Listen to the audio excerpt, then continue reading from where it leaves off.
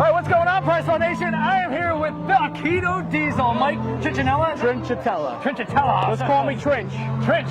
So, you've been commenting on a lot of the keto stuff that I talk about, and then you've been doing this forever, like since before it was even a thing. I was doing keto before it was cool. Ancestral days. You're damn right. I've been doing this since the 90s before Dan Duchesne wrote the Body Opus book. I first did the Dr. Mauro Di Pasquale's anabolic diet, slowly started regular keto, and then did Dan's Body Opus, and then I just modified it into my own cyclical version forever. Right. And it's just a lifestyle that I love, you know, and a huge following, so it's fun. I mean, look, you got like a Facebook group? Oh, yeah. We got like 150,000 people in my keto fasting Facebook group.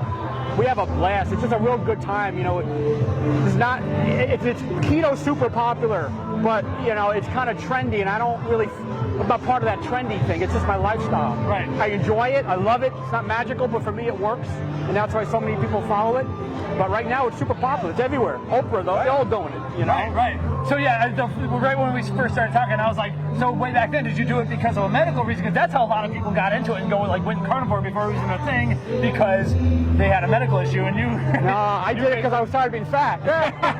No, but I did a regular low-fat diet, low fat. I lost like 80 pounds, and I crashed my testosterone. It was horrible. Really? Slowly got back into a normal diet. Then I found keto. I was like, this is a phenomenal experience. And I felt good 24/7, constant energy, and I stuck with it forever. You know, and that's where I am today. I never got the keto flu, never gotten lightheaded, nothing. It just, for me, it works, and that's why I stick with it. Right, okay. So your philosophies have it changed over the course of time? Like, you said cyclical. So I follow cyclical. I believe that you should throw in some carbs once in a while for hormone purposes. Once a day? Like, what are you doing right now? Usually, anywhere from every 7 to 10 days, I carb up, where it's the opposite of the keto day. It's not moderate protein and fat. It's high carbs, low fat.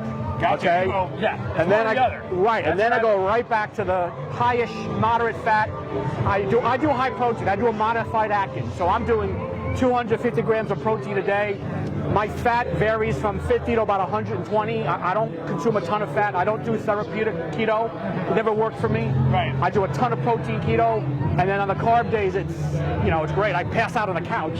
I sweat. The carb sweats. All right, here's what happened. Everybody keeps walking in front of us. Everyone keeps walking in front of us, and there's a picture booth. We don't own the banner thing. No, we don't own the banner. This conversation is good though, so let's just let it roll. You're into the high protein side. So it's high protein. The high fat, low protein never worked for me. I really couldn't sustain the muscle. And my philosophy really is that keto is not a prison. It's not a prison sentence. And a lot of people say, oh, I can never have carbs again. Oh, I can't have diet soda. I drink a gallon of Diet Crop a day. Don't worry about it. You know, I mean, within reason. You know, so I cycle in my carbs. I help my buddy lose 100 pounds cycling carbs on a weekly basis, okay? It just helps them to look forward to that little prize at the end of the week or every other week. So it's a motivation factor too. See, the issue is that if your friend handles it, that's awesome. What I noticed with some people who tend to the obesity side of things is that they fall off the wagon, they like go off the rails. And in my opinion, those types of people shouldn't even touch anything. No, those people shouldn't touch anything. I mean, I'm really that person. I have a binge eating disorder. I shouldn't be doing this, but I've actually forced myself, kind of like Batman forced himself into the cave with the bats, and I overcame a lot of it. Right. So I forced myself to do it, and I get better every time. Otherwise, yeah, you're going to have a snacksident. A snacksident is when that one carb meal turned into, for me, 30 pounds over the winter. It was supposed to be a one carb day. It turned into 30 pounds over the winter. So if you have binge issues, if you get triggered with sugar, stay away. Right. Okay? Just, maybe you can have a lazy keto day. I do a lot of lazy keto. What I'll do is what do you call lazy keto? Like lots of nuts and stuff? Or? Yeah, a lot of nuts, nut butters, protein bars, where my net carbs are higher than they should be, but I'm still keto and I don't feel too bad. That replaces that carb-up mentality need. So maybe a month or two, I won't even have a legit carb-up. A carb-up for me is 600 to 800 grams of carbs. All right. Are you doing glucose disposal? Oh, glucose disposal, baby. And only about 25 grams of fat. Gotcha. Okay, and moderate protein. Protein's irrelevant that day. See, if you're not doing a whole ton of fat, with that many carbs, you might have some spillover. Right. You're not going to be driving fat into fat cells. If you do both, I'm all into one or the other. When you do both, that's a cheat. That's like pizza, and you wake up and you look disgusting. When I do it, and I do it correctly, I wake up leaner and more vascular. Now understand, I have fat kid genetics. This is not some skinny kid. I lost almost 100 pounds. I'm hypothyroid. I have more problems than a math book, so I shouldn't be doing any of this stuff. But it gives me that discipline to do it, and I wake wake up leaner every time I do it. I wake up in ketosis the next morning because I've been doing this for 25 years. But for me, I enjoy it. I don't always carb up, but I'll have the lazy keto. I'll take a huge container of Yoplait low-carb yogurt. The entire container is 75 grams of protein, 9 grams of net carbs. The entire container. Is that Greek yogurt or is the Yoplait? It's Greek. Okay. And then I put in protein powder, almonds, so it's kind of lazy-ish, but it's not, you know, and that will fill the void when I'm craving something, but I don't want to eat crap. Right. Have you like researched into the protein leverage hypothesis at all? I mean, there's a lot of talk about it out there. I mean, I don't know. I just know for me, I'm happy at about 200 to 250 grams a day of protein. I've done therapeutic macros with the higher fat. I don't feel right. My body requires that protein. You know, it really does, especially with my fasting. Right. You know, I'll go a day or two without eating. So what this hypothesis is basically that the body is searching for a minimum amount of protein, and you'll go crazy eating anything in order to get it. And that's how that one tub of ice cream, if you haven't enough protein, turns into like 3 tubs of ice cream and everything. So if you're having like your lazy keto day, it seems to be very protein leveraged. Yeah. So at some point, your brain's like, dude, I've had enough protein, I got my minerals and like mineral leverage, and so then your body's happy. But if you're eating nothing but pizza, your body wants 200 grams of protein. It's going to take like 8,000 calories of pizza to get to the 200 grams of protein. And protein is the most satiating macro. It's like an appetite suppressant. Exactly. I mean, the more protein I eat, I'm not hungry. I mean, I'm not hungry because I fast a lot, but I eat so much protein, I don't want to eat. Right. But the second I have like a cookie, I want to eat everything. Yeah. One little cookie. But the other thing I noticed, and this is kind of, which will help your members, I find that when you try to find the fake stuff, like low-carb ice cream or low-carb bars, it doesn't satisfy you like the real thing does. Right. So you end up eating 9 bars, 9 pints of fake ice cream. You know what? Just eat the real thing. Have 2-3 real cookies, because something's happening where you're searching with these sugar alcohols. It doesn't satisfy you. So you have like 13 of these protein bars. You might as well have 1 Snickers. That's what I've noticed, and a lot of my members have noticed, that it's not satisfying in these fake if you're not going to go off the rails. Exactly. So here's what I'm thinking, like with protein leverage and a lot of this is like, first off, my question is, are you really hungry? If you can eat a big steak, you're hungry. If you cannot eat a steak right now, you're not really hungry. You're having an emotional event, you're looking for a snack. Yep. So at that point though, I think it's okay because I've stuffed myself, so I want to stuff myself with a steak first. Right. And then my body's not going to allow me to eat 10 Snickers bars. If I come in with no steak in me, I'm going to be able to eat 10 Snickers bars. So I want to hit protein first. Yeah. And then also, by having the protein first and then you have junk later, your blood sugar spikes in your bed. So that's kind of like my philosophy of how I've gotten things. I'm just a protein whore. That's what I say. I make protein puddings, protein sludge. To me, I feel like I'm eating cake all the time. I take chocolate peanut butter protein, a little bit of unsweetened chocolate almond milk, some stevia. So to me, it feels like a cheat. It feels like it's cake, but it's not. And it fills me up because whey protein bloats me, which is great because I don't want to eat anymore. So I start with that. So whenever I have like a steak or pepperoni or meat, I have my protein powder next to it as a pudding. So as I'm eating the meat, I'm getting full from the protein and the bloat from the whey. It's an amazing thing what happens. Oh, you're off camera. Oh, you drifted. What happened? I don't know how long that was going on, but so here's my comment on all that though.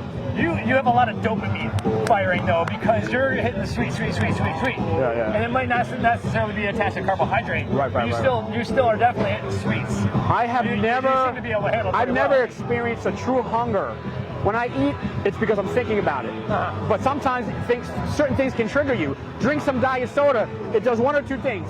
It satisfies you, so you don't want any more, or makes you want more. Makes you hungry. Yeah. So you have to know what type of person you are. Yeah. Sometimes diet soda is phenomenal for me. It keeps me away from the crap. Right. Sometimes it makes me want more. Right. You know, so you got to know yourself. So for people that have issues with emotional food eating, you might not want to cycle carbs. Right. You know, you just might want to. Carnivore is the best for that. Strict carnivore, and you'll never have a craving ever again. Just stay away. Yeah, more and more I'm starting to see, like, dude, if you have a problem, like, try 2 months of carnivore, and then you can always add back things in. And that's what I did. And like, I realized I love white rice. Oh. Carnivore plus white rice and maybe a little bit of hot peppers. And like, I'm very happy with life. But like a lot of people, when they have all these issues, inflammation and various mental problems or anything, like, dude, just go carnivore and then figure out where you can come back to home. Carnivore is great. You know, I'm doing keto for 25 years, and then I went strict carnivore for a month. I lost 8 pounds of water in a week. I already lost I lost my keto water weight a lot. I was like, what is this? All the stress, all the cortisol gone. So that really keeps me at bay. Now, you have to, in addition to, you really can't have anything. You can't cheat. It's carnivore. There's nothing. I don't even have peanuts. And I'm like a toddler. I don't like vegetables, so carnivore is easy for me because my keto is basically carnivore. I'm like a toddler. I don't like carnivores will be like, there's a reason why kids don't like vegetables. But this is what I tell people. There's two types of people when it comes to like these cravings. You can find the replacement. Maybe get no flavored, low carb yogurt, or don't have it at all. The problem is that replacement sometimes helps you, but the problem is you're still feeding the monster. It's a bridge. To me, for beginners, I think the fake sweeteners is a bridge. Sure. So for some people, that's what they need to do. But for some people, what happened to me, a binge for me always started keto friendly. It always started with like a little almond butter, a little yogurt, and before you know it, I'm like, you know what, where's a Reese's peanut butter cup? So it triggers you. So sometimes you can't replace it at all. You have to stop it. So don't come up with alternatives. Come up with nothing. Or go carnivore. Yeah. So I love carnivore. I do it. You know what happens? I drop so much water weight that I have no inflammation. I want that in the gym, so I add it back in the weekend. I was going to say, like cheese and nuts. Cheese and nuts is great for bloating you up. Right. Sometimes the weekend becomes so anti-inflammatory, and this happened to me. Can't build muscle. Like, you know what? Inflammation is necessarily a bad thing. Like arachidonic acid, highly inflammatory omega fatty acid, omega-6, but it's used for muscle building purposes. Yeah, if you're eating nothing but carbohydrates and canola oil all day long, soybean oil, you're going to have way too much of that stuff and you're going to be fat and inflamed. But in terms of a low carb diet, I'm not 100% convinced that hitting up a little bit of omega-6 once in a while is the worst thing in the world. No, it's fine. For the average sad dieter, I think it is. SAD. So, yeah, but anyway. No, I find that when I started incorporating omega-6s, I was afraid of them for years, and I have rheumatoid arthritis. I'm the perfect test subject. So I started playing around with some omega-6s. My pain didn't hurt. I put on muscle. I'm like, wow. But you're high on omega-3 though. You have but I also take a lot of omega-3. I take like 10 pills a day. I'm taking probably about 6 grams of fish oils, not the pill. So 6,000 EPA, DHA total. Wow, okay. It's a lot. Yeah, it is. And it works great for my cholesterol, everything, inflammation. But I didn't get any inflammation from these omegas. But like I said, carnivore, it eliminates it so much that I miss the pump. So on the weekends, I add my cheese and my peanuts. And by Monday, I got that bloat. Nice. So cyclical, ketogenic carnivore, CCKD, I forget what I was doing. Yeah. But it's fun. You gotta change it up. Remember, keto is not a prison. Make it work for you. But obviously, if you like the benefits of beating ketosis, then find that macro setup that works for you. And so that gets to the point of fasting. So I'd like to know your philosophy, because when I'm fasted, I'm more focused.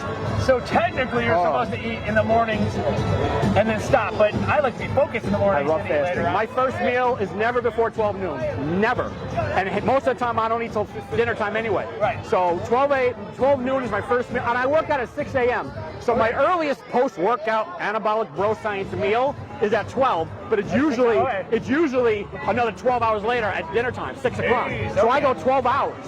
But then I basically binge on protein.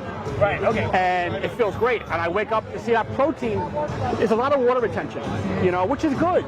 I'm not over-consuming my calories, but that's what I do. So I love the fast. The focus is insane. If I go 2 days without eating, like I haven't eaten yet today, that's why I haven't shut up. You just talk. The second I eat, I'm Your wife's like, dude, God. My friends know when I'm doing a long fast, like, dude, you're not shutting up. I'm like, I can't help it. What's the longest fast you've done? I've never gone over 48 for one reason, only two. I don't want to lose muscle. Right. I can't sleep. I wake up at 2 in the morning like, boom. I can't sleep. My liver's dumping cortisol. I was going to say, if you had a blood sugar monitor at that time, you'd be seeing crazy stuff. That's what it is. So I wake up at 2 o'clock with energy. So I go downstairs on my laptop, I start doing work because I can't sleep. Or I want to go to the gym. Right. So I can't sleep, so I won't do it too long. and I don't want to lose muscle either. Yeah, so that's for me, is realizing that, and I think a lot of the doctors are realizing this too. What you prescribe to an obese person is not what you prescribe to someone as lean as yourself. Right. And I'm not into this whole long fast. It turns into a contest. That's just dangerous and everything. But I think a couple days okay. I don't do it at all at this point because I tend to like look terribly flat. What happens is too much good enough after like 12 hours. Too many people do these long fasts as a punishment for the crap they ate. Right. Don't do that. That's a very dangerous cycle. I don't do that anymore. I used to do that. I just like to do it. It gives me a reset. It gives me control. Right. And I just focus. And I always do it when I go on vacation because I know I'm going to eat. So it pushes a deficit really nice. I just came back from the Dominican Republic. All you can eat. I came back 2 pounds lighter. Oh, really? All I could eat, 2 pounds lighter, because I ate 1 meal a day. I mean, it was a 1 meal a day, but it was 1 meal a day. So that's what I do. But I did a 48-hour before I got there. So you're talking, if I'm eating 2,000 calories a day, that's 4,000 calories I missed that I can now enjoy the rest of the week. Yeah, I have an OMAD video that I did, and I don't typically do OMAD for 1 meal a day. Right. But I was trying to do 250 grams of protein in a 2-hour setting. Yeah. Couldn't do it. You need protein powder. I can do that with 3 tablespoons of my protein sludge. Dude. That's how it's easy for me. But you can't, a steak, forget about it. You can't do that. I had some dry beef. Yeah. OMAD for me, maximum 200 grams of protein. I was pushing it. But what's crazy is that you can feel your brain sending you that lizard brain signal, like, dude, stop eating, because I'm about to throw up. And I think a lot of people who are overweight, they don't feel that. I don't have a full mechanism. I have a I want to shoot myself mechanism. I stop eating when I can't breathe. That's how bad I have a binge eating disorder. So I stop eating when I want to kill myself. That's how bad it is. And when I binge, I'm never hungry. It's an emotional thing. And you're feeding it with fruit. Okay? So that's why, and keto is huge with binge eaters. And I find a lot of it has to do with serotonin, low carb. A supplement with 5-HTP, it's magical. Right. Okay. Magical. About 50 to 100 milligrams before every meal, and about 100 to 200 at bedtime. Yeah, one of the best things you could ever do, especially if you're low carb, what it does to your serotonin. So I'm never hungry. When I binge, I'm not hungry. Something happened. I had a bad thing at work, or someone pissed me off, or literally I watched too much Instagram food porn. I mean, I cannot tell you how much weight I gained from watching Instagram food porn. It's insane. And I'm like, oh, that's it. I'm going to go make one right now. That and the Food Network. Like, I'll do cardio on my treadmill at my house, and I'm watching the Food Network. That's what I do. I torture myself. But bingers don't eat because they're hungry. They eat because there's a missed signal up there. You got to control it. And that's, for me, keto controls it. Fasting controls it light years better. Yeah, I try to use black coffee, and this is a Robert Sybis thing. I would love to interview someday, but yeah, using black coffee as a kind of a bridge to get black across coffee is amazing. Yeah. I don't drink coffee because I'm too hyper. When I first started fasting, I would drink black coffee with stevia. It gave me a fed state in the brain. Like it made me feel like I was eating, but I wasn't. So whatever happened, caffeine's good stuff. Just don't go crazy. So I would always have a black coffee in the morning, but I haven't done that in ages because I don't drink coffee. I'm too hyper. But black coffee during your fast, no problem. And it makes you feel, there's some science to it. It makes you feel like you're eating, like it satisfies you. You know? That's why I like to use it as the bridge sometimes. So wait, you have a glucose disposal agent coming out you were talking about. Like, do you sell the fish oil pills? I sell the fish oil. I own the corporation Ketogenics. Okay. Ketogenics with an S. Yes. The name of my website is either ketogenics.com or Keto Shop. One word, ketoshop.com. Has a couple of things on there. We're adding new ones. I got the glucose disposal coming out. I got a keto-specific pre-workout with specific nutrients for us low carbons. Cool. It's not your typical monster pre-workout. It's not that. I got some other stuff that's coming out. I probably sell fish oils more than anybody because we have another Facebook group, Protein Sparing Modified Fast, which the main thing you need to consume is fish oils because you're eating it's low fat and low carb. It's murder. It's the nuclear warhead of diets. That's what I call it. Well, yeah, from what I'm seeing, like the research I've read is like if you're literally about to die, right? You're so obese, you're about to die, like that is a life-saving kind of thing, like see a doctor and all that, but everything. They put them on the Cleveland Clinic PSMF. The Cleveland Clinic Protein Sparing Modified Fast is basically just all protein and a little bit of essential fatty acids, right? And then of course it works out to about 10 pills of fish oil a day for most people. But with the version we do, which Lyle McDonald marketed, the Rapid Fat Loss Handbook, there's certain categories, a lot of protein, like 300-400 grams a day, and then a refeed. It works phenomenal. So I don't do it all the time. I'll do it maybe 2 days in a row, push a nice deficit, and go back to my keto macros. So it's a cyclical and it works phenomenal. Awesome. Great. Well, thank you so much for your time. It's been a good one. My pleasure. Yeah, we got to figure out what we're going to title this because we talked about just about everything. Yeah, here, we're going to go tour the facility now. Let's do it now, yeah. I'm gonna binge on some root beer protein powder, root beer flavor. I can't wait to try that. Wait. Dude. All right, cool. Thanks. All right, man.